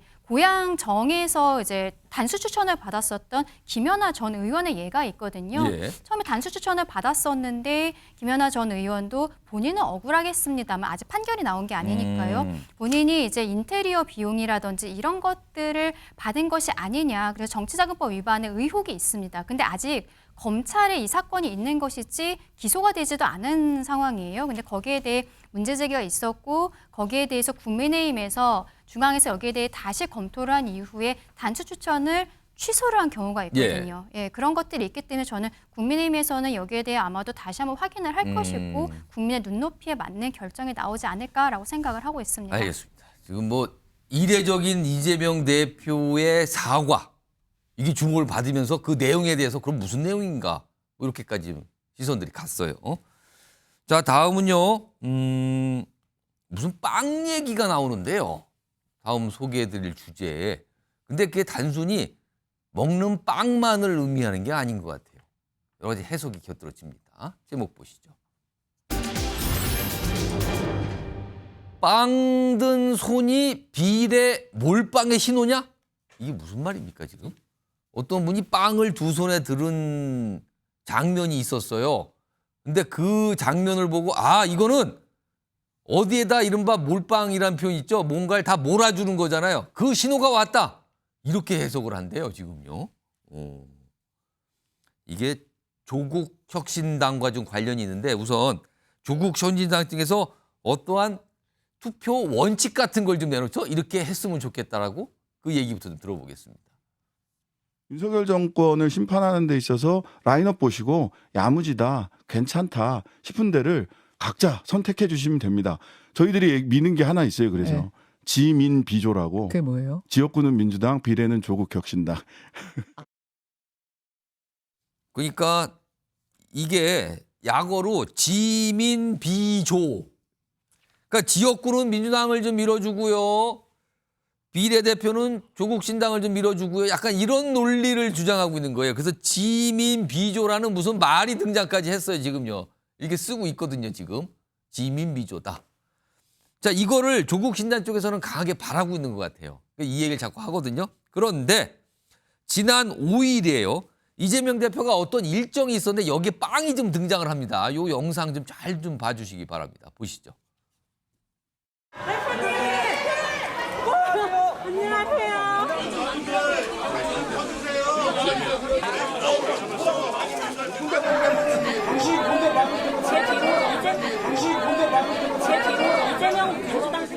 일란성 쌍둥이 더불어민주당과 더불어민주연합은 글자도 한두 글자만 다르죠. 우리는 같은 배에서 나온 같은 존재다. 그러니까 지금 뭐가 당 이름이 한두 글자만 다르죠. 거의 같은 존재다. 이게 같은 존재니까 둘 다 밀어주라는 뜻인지 아니면 같은 존재니까 우리를 밀어주라는 뜻인지 이건 명확하지 않지만 앞선 영상에서 어떤 행사에서 이재명 대표가 빵을 두 손에 하나씩 들거든요. 이렇게. 근데 이걸 보고요. 다음 화면 보겠습니다. 저 빵을 든 사진을 놓고 이 이재명 대표를 지지하는 커뮤니티, 제명이네 말이죠. 팬카페인데 거기에 지금 보세요. 무슨 로고 같은 게 새는데 더불어 몰빵 1번이랍니다. 그러면 저기에 조국신당과 더불어민주당 이런 표시를 해놔요. 그러니까 1번 찍으라는 거잖아요. 비례도. 그러면서 이렇게 써요. 이재명 손에 그득한 빵은 뭐다? 확실한 시그널이다. 두 손 가득 몰빵이다. 우리도 두 손 가득 몰빵을 안겨드리자. 그러니까 지지자들이 분명히 쓴 걸 같아요. 그러니까 비례대표에 지금 요즘에 조국신당의 지지율이 꽤 높게 나오거든요. 그러니까 이거 안 된다. 이거 다시 민주당이 주도하는 비례 위성정당 쪽으로 표를 몰아줘야 된다. 이걸 주장하는 것 같아요, 지금요, 지지자들은. 저 두 손 든 빵의 저 모습을 그렇게 해석하고 지금 주장을 하고 있어요. 김선희 평론가. 예. 결국에 민주당 강성 지지자, 그러니까 이재명 대표 지지자들은 예. 조국 신당을 못 믿겠다 또는 불편하다 이렇게 여기는 겁니까 지금? 그렇죠. 그리고 또 지금 기본적으로 만약에 조국 신당으로 표가 많이 가면은 예. 그게 이재명 지지층에서 볼 때는 견제 세력이 될 수도 있는 거잖아요. 만약에 지금은 뭐 쌍둥이까지 윤석열 심판에는 함께 하겠지만 다른 마음을 먹게 된다면 당내의 당권에서는 만약에 조국 대표 자체가 경쟁자로 향후에 어떤 경쟁자들 떠오를 수도 있는 그럼 거잖아요. 견제하고 불편하고 그렇죠. 이런 겁니까 네. 지금? 그러니까 이재명 당대표 강성 지지층에서는 예. 이재명 당대표의 뜻과 상관없이 그냥 마음대로 해석한다고 보세요. 그럼 아니 지금? 그러니까 과거에도 이런 사례는 많았어요. 뭐가 나타나면 이게 뭐 수박 신호다. 뭐 하고 있으면 수박 다 뭐 해치워라로 뭐 신호다라고. 아니 하다못해 빵을 들었는데 그걸 그렇죠. 그러니까 예. 강성 지지층은 속성이 이런 부분이 굉장히 많은 거예요. 오. 그렇기 때문에 비명계에서 그동안 이재명 당대표에게 지지층을 좀 자제시켜 주십시오. 이런 메시지가 나가면 이런 걸 좀 정리해 주십시오. 예. 이런 얘기를 많이 했었던 것이죠. 그렇기 때문에 뭐 이런 일은 강성 지지층에서는 많이 있을 수 있고요. 이번 같은 경우는 굳이 이재명 당대표 입장에서는 자제시킬 이유가 비명계가 볼 때도 당이 민주당 입장에 유리하다 그렇죠. 이거죠. 비명계가 볼 때도 자제시킬 이유가 이른바 거의 무슨 없고. 몰빵 캠페인도 아니고 저런 일이 벌어져요 지금. 오히려 조국 신당 쪽에서 혁신당 쪽에서 자제시켜 달라는 요청을 하고 싶은 마음이 들 메시지라고 봅니다. 손정욱 변호사, 결국은요 조국 전 장관도 이재명 대표 지지자들이 보시기에 조국 전 장관도 친문이다 이겁니까 그럼? 친문? 예. 그보다는요. 예. 지금 이제 저걸 경제학적으로 게임으로 분석하면요. 예. 저런 게임을 이게 제로섬 게임이랍니다. 제로섬 게임. 조국하고 이재명이 합친다 해서 빵이 3개 되는 게 아니에요. 빵이 4개 되는 게 아닙니다. 예. 어차피 이게 진보 좌파의 빵은 2개밖에 없어요. 그러면 이걸 하나씩 나눠줄 거냐? 누가 가져가냐? 내가 2개 다 먹을 거냐? 아하. 둘 다 뺏길 거냐? 이게 제로섬 게임이에요. 예. 전체 파이는 못 키우고 상대 걸 뺏어오면 내가 많이 먹고. 그럼 이게 둘이 합치면 제로지 뭐. 이 게임을 지금 벌이고 있는 거예요. 그럼 그냥 경쟁자로 보고 있는 거다. 그렇죠. 결국은 이제 이재명 대표는 빵 2개 다 내가 다 먹겠다 독식. 예. 비례도 우리 찍고 지역구도 우리 찍어달라는 거고. 그다음에 조국 대표는 빵 중에 하나는 내주라. 예. 하나는 지역구 넣어 먹고 하나 비례 내달라. 이런 거 아닙니까? 결국에 두 사람이 아무리 협조해도 파이를 아까처럼 키울 수는 없다. 예. 서로에게 갉아먹는 사이인데. 예. 근데 이재명 대표 입장에서는 뭐 윤석열 정권 대항이고 뭐 그건 나중 문제고. 예. 일단 이게 조국 신당이 많이 가져가면 딱 선거 당일날 민주당 참패. 지역구 비례 합쳐서 이게 120석 뭐 이런 식으로 넣을 거 아닙니까? 그 자체가 이게 이재명 대표는 치명타예요. 거기다가 이재명 대표가 본인 사람도 비례 한 5명 넣어야 될 거 아니에요. 10석은 다른 데 나눠주더라도 예. 15석 받으면. 근데 조국 신당이 거의 대당에 가져가 버리면 예. 실제 오리지널 민주당 출신들은 몇 석 안 되는 거예요. 그럼 이게 지역구하고 선거 참패가 되잖아요. 예. 그 점에서는 이게 비례를 절대 조국 신당과 저는 연합할 수는 없다. 이래 봅니다. 지금 자막에 나가잖아요. 지금 이게 무슨 대결처럼 보이는데, 그러니까 조국 신당에서는 지민 비조를 외치고 있어요 지금. 지민 비조. 지역구는 민주당, 비례는 조국 신당. 그런데 민주당 쪽에서는 민주당 지지자들은 민주 몰빵을 외치는 거예요. 이게 지금 맞서는 상황이 된 건가요 지금요? 저기 제목이 몰빵론이에요. 제목을 붙여서 몰빵론이라고 우리 저 제작진이 이렇게 붙여놨네요 지금요. 저런 모습까지 나타나고 있습니다. 이런 가운데요 또 다른 신당이 있죠. 근데 여기는요 민주당에 뭔가를 제안을 합니다. 우리하고도 좀 하시죠. 왜 그쪽하고만 합니까? 약간 이런 식인데 화면 좀 보겠습니다. 송영길 전 대표가 만든 소나무당입니다. 오늘 입장을 내는데 소나무당의 더불어민주연합, 이게 민주당이 주도한 비례 위성정당이거든요. 이 더불어민주연합 참여에 관해 협상을 좀 해주세요. 이거를 정식 제안합니다. 우리도 끼워달라는 거예요. 그 비례정당에, 소나무당에서. 요 내용 지금. 요와 관련해서요. 그리고 소영기 대표가 이걸 친필 편지로 쓰거든요. 그 편지 사진 좀 보면 뒤에 이 배경에 보시면 글자로 썼거든요. 저게 소영기 대표가 직접 썼다고 그래요. 그리고 그 내용의 핵심은 우리도 그 비례위성정당 들어가고 싶으니까 협상하시죠. 라고 얘기를 한 겁니다. 자, 장윤 변호사. 네. 이거는 소나무당만으로는 독자적인 생존이 어렵다. 지금 사진 저렇게 나오는데 저 실피는 썼다거든요. 송영길 전 대표가. 네. 그러면 그 뜻입니까? 이거 어떻게 봐야 됩니까? 아무래도 독자적으로 뭔가 지역구에 후보를 낸다거나 비례에서도 유의미한 득표를 하기는 사실상 곤란하고 이 민주당의 하나의 종속 변수로서 가져가는 게 사실상의 당의 정체성 존립에는 도움이 된다라고 판단할 것 같습니다. 그런데 민주당의 입장은 아마 받기가 어려울 겁니다. 박홍근 단장이 일단은 전혀 가능성이 없다라고 딱 잘라 이야기를 하기도 했고요. 예. 이 부분은 사실 재판 상황과도 연결돼 있는 것 같습니다. 그러니까 이른바 조국신당, 조국혁신당과 관련해서도 우리의 협상 파트너는 아니라는 취지로 언급을 했지만 그보다도 거리가 더 먼 게 소나무당인 것 같습니다. 이 조국 전 장관 같은 경우에는 조국 대표 같은 경우에는 아주 오랜 기간 수사와 그리고 재판도 이제는 마무리 단계에 됐고 그 부분에 대한 이제는 정치적 평가를 하고 있는 것 같습니다. 예. 비법률적인 방식으로 내 명예를 회복하겠다라는 부분에 대한 유권자들의 호응이 있는 부분이 있는 거죠. 그런데 거기에 반해서 송영길 전 대표 같은 경우에는 사실상 이제 막 게시가 됐습니다. 이른바 전당대회 돈봉투 의혹 사건과 관련해서는 이제 게시가 된 사건과 관련해서 유동성이 너무 많기 때문에 민주당의 협상 파트너가 되기는 현실적으로 어려워 보입니다. 그러면 강준현 변호사? 네.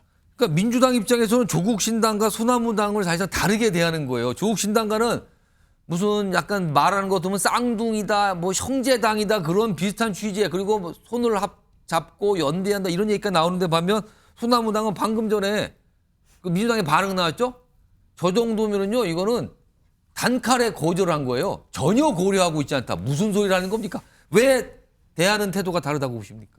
하지만 그 박홍근 지금 추진단장이 조국 신당에 대해서도 초반에는 부정적으로 이야기를 했었습니다. 그런데 조국 혁신당으로 되면서 지금 조국 신당이 굉장히 좀 지지율이 여러 군데에서 높게 나오는 부분들이 있으니까 민주당으로서는 손을 내밀 수밖에 없는 모양새가 되어 있는 것이고 송영길 대표는 오늘 뭐 법원에 보석 청구를 했다고 해요. 보석 청구를 하면은 기본적으로는 보석을 허가를 해야 되지만 사형, 무기, 10년 이상의 징역의 경우에는 보석 허가가 안 될 수 있거든요. 그래서 지금 검찰에서는 송영길 대표의 이 죄책이 10년 이상이 나올 수 있기 때문에 좀 신중하게 검토해달라라고 법원에다가 요청을 해놓은 상황인데 이 보석 허가가 될지 여부는 조금 지켜봐야 될 것 같습니다. 그런데 생각을 해보면은요, 지금 조국혁신당도 처음에 시작할 때는 검찰 개혁을 얘기했어요. 그리고 송영길 전 대표 같은 경우에도 옥중창당 얘기를 하면서 검찰 개혁 얘기를 했었거든요. 그렇습니다. 그렇습니다. 결국엔 시작할 때는 검찰 개혁으로 시작을 했는데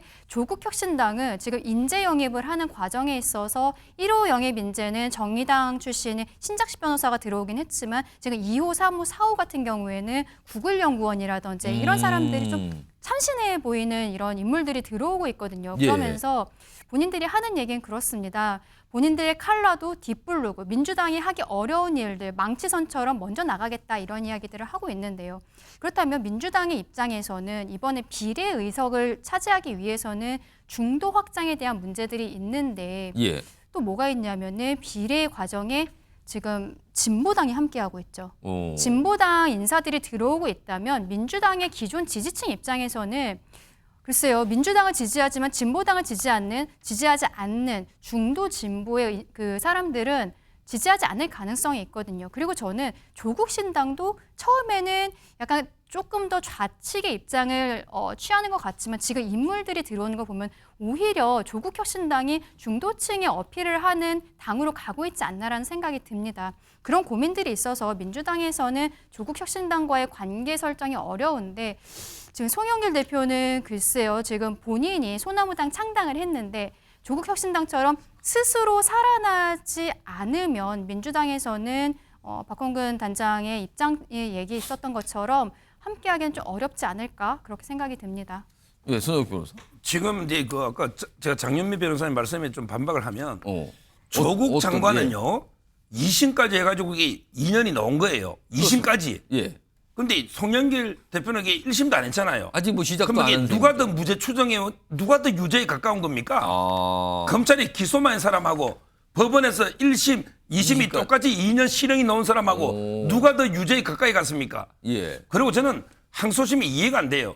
대통령의 장모까지도 도망간다고 이게 법정 구속한 게 항소심이잖아요. 근데 조국 장관 뭐 때문에 저 방어권 하고 있습니까?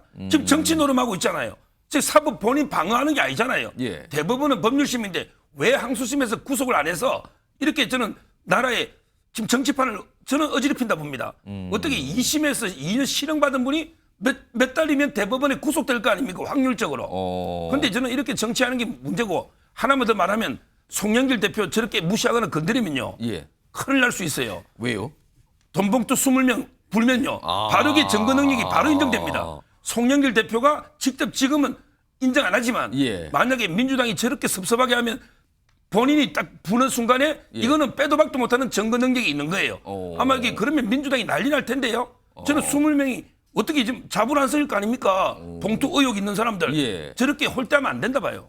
당사자들도 부인하고 있는 상황인데 불면 큰일 날 거다 말씀하시는데요. 그러니까 이게 제가 볼 때는 예. 우리 서정욱 변호사님이 유튜브를 너무 많이 하시다 보니까 이거 유튜브에 나오신 것처럼 생각하시는 것 같아요. 그런 얘기를 그렇게 함부로 하시면 안 되죠. 20명이 지금 유죄 심증을 두고 그런 얘기를 지금 하시는 거 아니에요. 변호사신데 그러면 그 20분은 그럼 유죄 심증을 가지고 계신 건가요?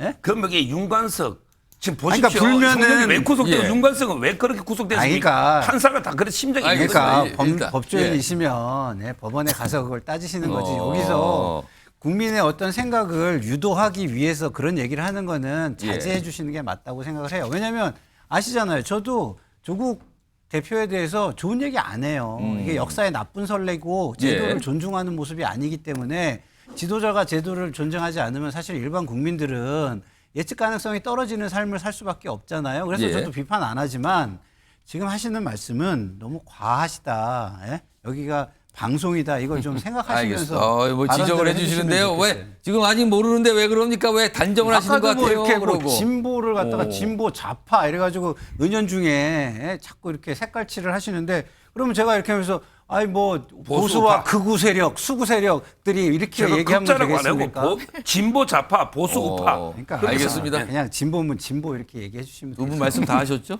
알겠습니다. 갑자기 뭐 다른 주제로 갑자기 그러시네요. 알겠습니다. 그렇지만 또 방송 끝나고는 또 잘 지내시더라고요. 그렇게 싸우시는 것 같아도. 예. 자, 지금 시각을 보니까요. 오후 6시 33분 들어섰고요. 여러분께서는 대한민국 시사의 중심 MBN 뉴스와이드를 보고 계십니다. 무슨 이름을 바꾸는 거네요, 당이요. 지금 새미래가 새로운 미래인데 이 이름 대신에 민주연대로 개명을 한다는 얘기가 나와요. 아직 확정되는 건 아니지만 왠지 그쪽으로 무게가 실리는데요. 새로운 미래를 버리고 민주연대. 민주가 들어가네요, 여기도. 요 주제에 좀 가볼 텐데 오늘요. 홍영표 의원 얼마 전에 탈당을 했는데 이제 새로운 미래와 같이 하겠다. 그리고 지금 이미 나가서 활동하시는 분들 계시거든요. 오늘 같이 좀 기자회견도 하고 목소리 좀 냈습니다. 들어보시죠. 지금의 민주당은 이재명 사당, 이재명 당입니다.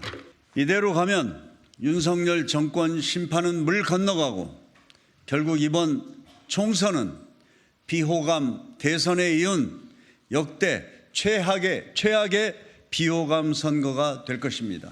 새로운 미래를 포함해 윤석열 심판, 이재명 방탄 청산을 바라는 모든 분들과 힘을 합하겠습니다. 자, 모든 분들과 힘을 합하겠다. 그리고 새로운 미래 지금 나가서 뭔가 활동하는데 거기에 같이 하겠다. 이런 가운데요. 화면 보겠습니다. 당명 얘기가 나옵니다. 새로운 미래 그리고 민주연대. 지금 일단 민주연대 얘기도 끝나고 새로운 미래 이미 만든 당이고요. 요 의원들이 당명을 아예 합해서 민주연대로 바꾸는데 공감대를 이뤘다. 지금까지 당명, 새로운 미래, 요 당명은 민주당 색채가 없다. 그러니까 지금 밖에서 만든 신당들이요. 우리가 진짜 민주당이다 막 이런 주장들을 하잖아요. 근데 여기 민주가 안 들어가니까 색채가 없다. 그래서 국민들 이목을 못 끈다. 잘 모르시는 분들은 막 혼동한다. 이 당이 뭔지. 약간 이런 뜻 같기도 하네요. 이와 관련된 목소리도 있습니다. 들어보겠습니다. 각자 선거를 하는 것보다는 정당의 형태로 그래도 국민들에게 뭔가 선거에서 우리가 하고자 하는 것을 이렇게 말씀드리는 게 좋을 것 같습니다. 기존에 있는 새로운 미래에 적을 두고 그리고 그 정당 그 새로운 미래를 들어가서 개명을 해내는 방법이 있을 수 있습니다. 실제로 당명을 바꾸려면 되게 또 복잡한 현실적인 절차를 거쳐야 돼서 어떤 게 바람직한지는 좀 협의를 좀 해보자. 장우희 변호사, 왠지요. 지금 김종민 의원은 새로운 미래 좀 막 활동하시는 분데 왠지 약간 그거 굳이 해야 됩니까 분위기고 새로 들어가시겠다는 분 그거 좀 바꾸시죠. 바꿔야 되는데 이 분위기 같거든요. 근데 민주가 꼭 들어간다. 이거에 방점이 있을까요? 그래 보입니다. 아마 홍영표 전 대표가 탈당을 선언하면서 본인은 가짜 민주당을 떠난다라고 이야기를 했거든요. 가짜 민주당. 그렇다면 본인이 고수하고 있는 가치가 진짜 민주당의 가치고 민주당의 적자가 우리에게 있다. 그렇다면 민주라는 용어를 최소한 포기하기는 어려워 보이는 거죠. 그럼 내가 민주당 가짜 민주당 떠납니다. 그리고 난 민주연대 갑니다 해야 되는데 저 새미래 갑니다. 그럼 약간 그렇죠. 힘이 안 받친다는 뜻입니까? 그리고 그러면은? 이낙연 대표가 만든 그 부분에 대해서 이낙연 색깔이라는 것을 이른바 지우고자 하는 의도도 있어 보입니다. 더 외연이 확장됐다라는 그런 부분을 유권자들한테 보여주는 게 당명 개명에 있다라고 판단하는 것 같습니다. 당명 개명. 근데 새로운 미래는 이름이 여러 번 바뀐 거 아니에요? 앞에서는 개혁신당이라고 했다 떨어져 나가면서 다시 새로운 미래 갔다가 그 전에 새로운 미래 갔다가 그 전에도 다른 이름이 좀 있지 않았나요? 원칙과 상식. 뭐 이름이 많이 바뀌는데 자 강준혜 변호사. 네. 그럼 이름을 바꾸면 사실은 새로운 미래가 지지율이 굉장히 저조해요. 네. 자, 그럼 민주연대로 이름을 바꾼다면 그 효과는 어떻게 좀 볼까요? 저는 지금 상황은 거의 뭐 인생이 좀 꼬였을 때 사주 보러 갔더니 꼬였다고요? 개명하라고 뭐 그런 얘기 듣고서는 개명하는 것밖에는 안 된다라고 생각을 합니다. 인물이 다 그대로인데 이름 바꾼다고 뭐가 달라집니까? 그리고 저는 그 부분이 있는 것 같아요. 조국 신당이 조국 혁신당이라는 이름을 쓰면서 인지도도 좀 높이고 이런 부분들이 있으니까 그게 생각이 나서 우리도 민주라는 이름 한번 좀 다시 써보자라고 하는 것 같은데 예. 이렇게 새로운 미래에서 뭐 민주연대 뭐 그 이전에 원칙과 상식도 있었고요. 이런 과정을 거칠 때 컬러도 또 바꿀 거 아닙니까? 로고 바꾸고 이런 거 컨설팅 받고 하는데 다 돈 들어가거든요. 그 돈 어디서 나옵니까? 국고보조금 들어가잖아요. 지금 거기에 현역 의원들이 있으니까 저는 참 국민들의 세금 이렇게 낭비해야 되나 그런 생각이 듭니다. 이 비용 얘기까지 해주는데 김상희 변호사 하실 말씀 있으세요? 저를 쳐다보고 계신데 지금. 제가 짧게 좀 설명을 드리면 좀 아까 말씀하신 것 중에서 새로운 미래로 의원들이 가는 거다라는 이미지를 지우고 싶은 거예요. 글로 흡수되는 것 같다. 핵심이에요. 예. 흡수되는 것 같다. 핵심은 새로운 미래 하면은 이낙연 대표의 당인 거예요. 그분이 떠오르죠. 그렇죠. 그러니까 이낙연 대표의 당으로 우리가 가는 게 아니고 대등한 자격이다. 그렇죠. 진짜 민주당이라는 걸 가지고 겨루는 연대체가 있는데 그게 정당을 만들기는 지금 시간상 모든 게 어려우니까 여기에 당을 빌려주는 역할을 새로운 미래가 그냥 할 뿐이다라는 거예요. 네. 그렇기 때문에 중요한 거는 진짜 민주당의 가치를 가지고 연대한 사람들이다를 강조하는 게 중요하다 이렇게 보입니다. 지금 그러면은 김성일 평론가 말씀 들어보니까 이거 당 이름 바꾸는 것도 간단치 않아 보이는데 이거 찬반 있겠는데요 지금요? 굳이 왜 바꿉니까? 바꿔야죠. 이게 또 싸우는 거 아닙니까? 이런 생각도 드네요. 아무튼 당 이름 바꾸다는 민주연대로 바꾼다 이런 얘기가 오늘 좀 나왔습니다. 자 다음은요 오늘 여야 당대표 격 한동훈 비대위원장 이재명 대표 뭐 매일 연일 어떤 일정들이 많죠. 현장을 많이 가는데요. 오늘도 그 모습이 있었습니다. 확인해 보시죠. 이재명 대표께 대한민국의 모든 방송사가 원하고 있는 저와의 1대1 토론에 응하라는 말씀 다시 한번 드립니다. 어제 하루 동안에 뭐 10여 개의 트윗이나 페북 같은 걸 쓰셨던데요. 아니 그렇게 할 말 많으시면 저랑 얘기하면 되지 않습니까? 고맙습니다. 민주당의 구체적인 어떤 공천 하나하나의 평가의 문제는 아니고 너무나 속보 있는 사천이다. 제가 그런 공천을 하지 않아온 것에 대해서 다행스럽게 생각합니다. 고맙습니다.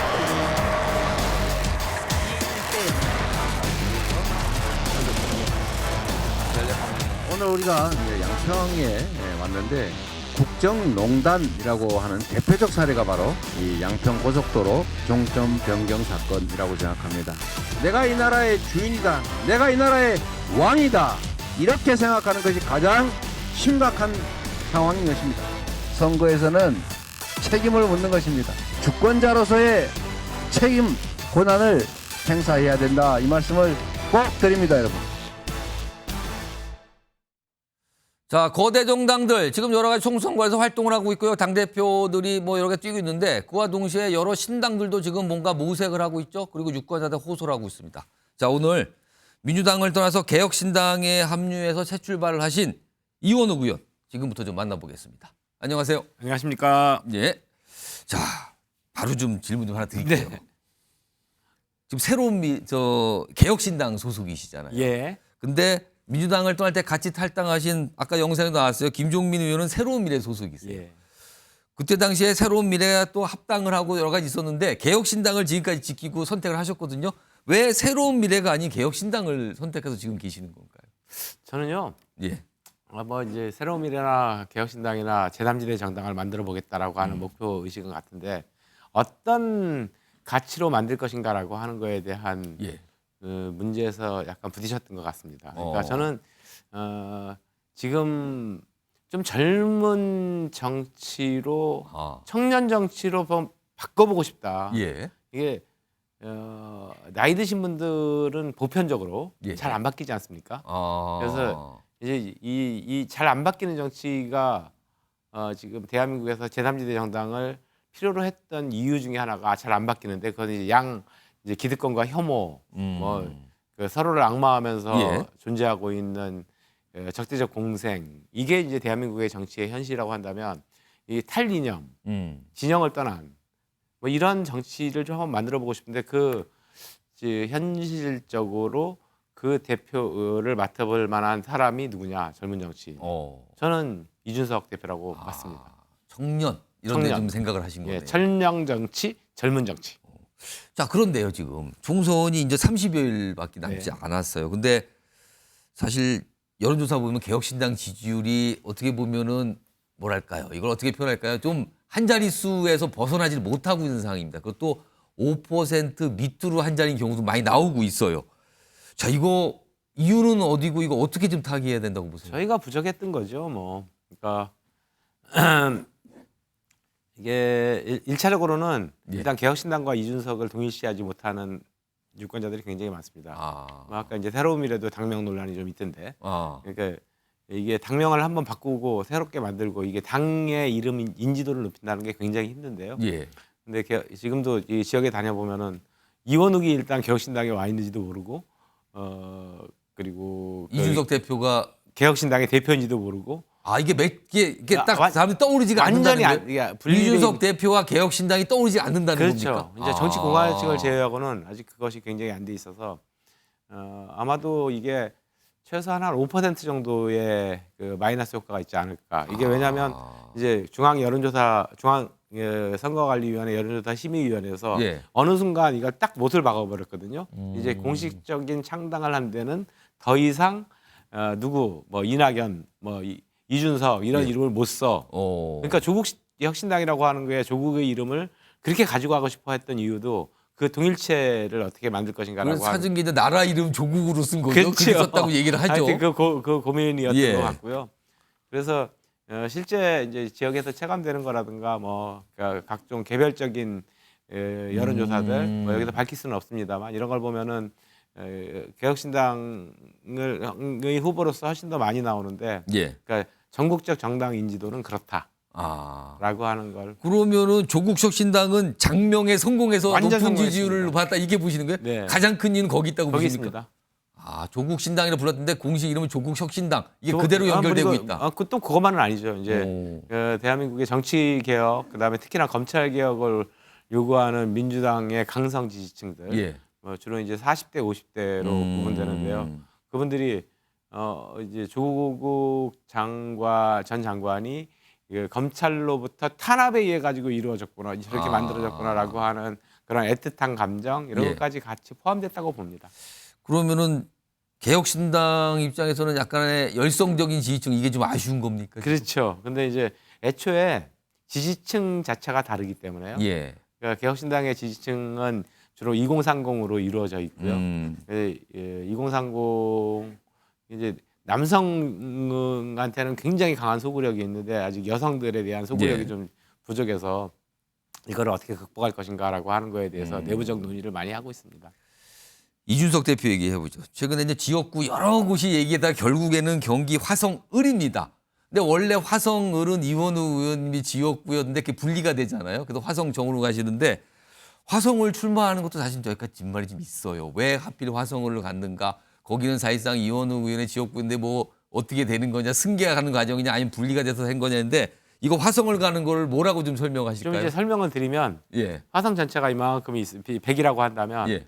한 70% 정도가 그러니까 원래 지역구에서 70% 정도가 이준석 그 대표가 선택한 화성을로 됐고요. 지금의 화성을 그치. 이 공식 이게 30%와 나머지 지역을 조금 더 포함시켜 가지고 화성정이 된 겁니다. 그러니까 이원호 의원이 이번에 그 새로 된 화성정으로 가시는 그렇죠. 거고요. 근데 이제 이준석 대표는 그 전체 원래 화성을의 70%를 차지해서 새로 된 화성을로 간단 말이에요. 네. 근데 이 선택에 대한 여러 가지 비판도 좀 있습니다. 아니, 이거 어떻게 좀 보실까요? 저하고 이제 많은 커뮤니케이션을 했는데 예. 이제 새로 생긴 화성정이라고 하는 곳이 1차적으로 제가 8년 전에는 거기가 이번에 새로 들어온 동네가 동탄 3동과 반월동이라고 하는 동네가 들어왔는데 예. 8년 전에는 제 지역구였습니다. 그러니까 뭐 고향 같은 곳 이런 것이었고 그래서 이제 생소하지 않은 예. 이런 곳이고요. 이제 지금 이준석 대표가 선택한 화성을 지역은 예. 주로 동탄 2신도시를 중심으로 해서 동탄 2신도시. 예. 이루어져 있는 지역인데 거기만을 비교하면은 평균 연령이 34세. 그래서 전국에서 가장 젊은 선거구입니다. 그러니까 이준석 대표의 젊음과 청년, 정치, 이것과 미래 이런 가치와 거기에 있는 유권자층의 그 소구력 이런 예. 것들이 같이 결합될 수 있는 곳이다. 아, 라고 그럼- 판단을 저희들이 한 거죠. 그러면은 이원우 의원께서 사실은 화성을 지금의 화성을과 화성정이 두 가지가 있는데 화성을을 양보하신 겁니까? 그렇지는 않습니다. 같이 그럼. 상의해서 한 거고요. 제 집이 또 화성정 지역에 있고. 원래는. 네, 저희 사무실도 지금 현재 화성정 지역에 있습니다. 그렇군요. 예. 그러면 사실 설령 이거- 제가 화성 예. 을 지역에 있다고 하더라도 아마도 이준석 대표한테 양보를 했을 겁니다. 이걸 놓고 일각에서 화성을이 과연 험지냐, 이준석 대표는 뭐 보수의 험지랄까지 얘기하거든요. 이게 험지냐, 양지냐. 개혁신당에는 어떤 땅입니까? 아니 보수의 험지라고 얘기한 건 아니고 화성을 지역은 예. 그렇죠. 보수적 입장에서 보면 험지인 거죠. 어려운 곳이다. 예전에 제가 4년 전 선거 때 65%를 받았습니다. 그때 민주당의 이름으로. 민주당 이름으로 받으신 그러니까 보수 거잖아요. 입장에서는 굉장히 험지죠. 그런 곳에 이제 이준석 대표가 개혁신당 이름으로 출마를 한단 그렇죠. 말이에요. 그럼 이게 어려운 곳입니까? 아니면 뭐 그냥 보통입니까? 어떻게 봐야 되는 겁니까? 그러면? 쉽지 않은 지역이죠. 근데 이제 어찌 됐든지 이게 젊은 정치 그리고 개혁신당의 주된 지지층이 이 2030 세대한테 있다라고 본다면 거기에서는 이제 충분히 해볼 만한 곳이다. 승산을 한번 가져볼 라고 만하다고 있고요. 판단하시는 거예요? 그리고 이준석 대표가 출마 선언을 하고 나서 예. 그 이후에 이제 뭐 저 바로 제 지역구였었으니까 바로 며칠 전까지만 예. 하더라도 그쪽에서 이제 오는 반응이라든가 아니면 사람들의 이런 그런 것을 보면은 굉장히 하여튼 뭐 거대 양당들이 무시하고 갈 수 있는 것은 아니겠구나. 저를 포함해서. 그리고 저도 시너지 효과가 많이 있습니다. 이번 총선에서 개혁신당이 지금 목표로 생각하고 계신 의석수는 얼마입니까? 말씀할 수 있습니까? 저는 이번 그러니까 개혁신당이든 새로운 미래든 하여튼 두 정당이 합해서라도 원내 교섭단체를 했으면 좋겠습니다. 그럼 개혁신당과 새로운 미래가 합해서 교섭단체 정도는 가능했습니까? 했으면 좋겠다라고 하는 게 이게 원내 교섭단체가 돼서 그러니까 뭐 열석을 하든 이렇게 돼서 20석이 되면 그러니까 그때는 이제 합당을 안 할 수 없을 겁니다. 저는 합당을 하고 뭐 이렇게 뭐 선거 거기까지 가는 과정에서는 선거 연대라도 해서 이게 쟤네들이 정말 진정성 있게 제3지대 정당을 원하는구나라고 하는 걸 보여드려야지 저희가 합당했다가 뭐 합당 결렬하고 이러면서 확 지지도가 빠졌거든요. 근데 또 다시 연대한다 그러면은 또 유권자분들이 어떻게 연대는 보실까요? 지역구에서의 연대, 그다음에 이제 연대니까 합당은 아니고 선거 연대는 이제 많이 할 수 있는 거 아니겠습니까? 그리고 예전에도 민주당이 뭐 정의당과 연대하고 이런 것들이 사례들이 있었기 때문에 지역구에서는 별도 출마를 한다 하더라도 이렇게 나눠가지고 뭐 후보 단일화 등등을 통해서 그리고 비례는 이제 별도 출마해서 이 두 당이 캐스팅 보트를 정당을 만들 수 있을 정도의 교섭단체를 구성할 정도의 그런 의석을 가져야 지금 대한민국의 이 양극단 혐오 정치가 극복될 수 있다고 보고요. 저는 개혁신당과 새로운 미래라고 하는 게 다른 당이지만 예. 새로운 미래도 정말 잘 됐으면 좋겠습니다. 그러니까 설령 민주당 우리 개혁신당이 뭐 5석 하고 새로운 미래가 15석 하는 한해 있더라도 예. 그 두 당이 합해가지고 교수단체가 좀 됐으면 좋겠다라고 하는 생각입니다. 시간이 한 1분 한 20분 남았는데요. 그럼 제가 이 질문 마지막 하나 드리죠. 개혁신당이 지역구 후보를 어느 정도 구체적으로 어느 지역에 어느 정도 숫자까지 낼 수 있는 상황입니까? 저희는 이번에 지역구 후보 예. 그 신청을 마무리를 했는데 예. 한 100여 명 정도가 들어왔습니다. 100여 명 신청이. 정도. 그럼 지역구는 몇 개 정도 됩니까? 아니 지역구가 100여 곳 정도 나옵니까? 이제 비례 신청은 오늘부터 받고 있고요. 예. 그래서 이제 100여 명 정도가 들어왔으니 이제 내부적인 검증 절차 뭐 이런 것들을 거쳐야 되겠죠. 그럼 그 지역은 주로 수도권에 좀 몰려 있습니까? 아니면 전국에 좀 흩어져 있습니까? 흩어져 있습니다. 전국에 고루고루 예, 있습니까? 골고루 있습니다. 영남 지역도 있고. 수도권이 조금 더 비율은 많은 걸로 알고 있고. 영남 혹시 호남도 네. 있습니까? 호남도 있고. 영남 쪽도 있고. 네. 아 근데 수도권 비중은 높지만 예. 고루고루 전국에. 수도권 호남에서도 어떻게 될지 모르겠어요. 새로운 미래 어느 정도나 들어올지 모르겠는데. 예. 그 이준석 대표에 대한 선호도가 굉장히 높습니다, 실제. 그래서 저한테 전화 주시는 분들 이런 분들이 야 이준석한테 잘 갔어 이런 예. 분들도 많거든요. 알겠습니다. 오늘 말씀 여기까지 듣도록 하겠습니다. 시간이 짧아서 다음에 한 번 더 모셔야 될 것 같습니다. 지금까지 개혁신당의 이원욱 의원이었습니다. 고맙습니다. 네, 고맙습니다.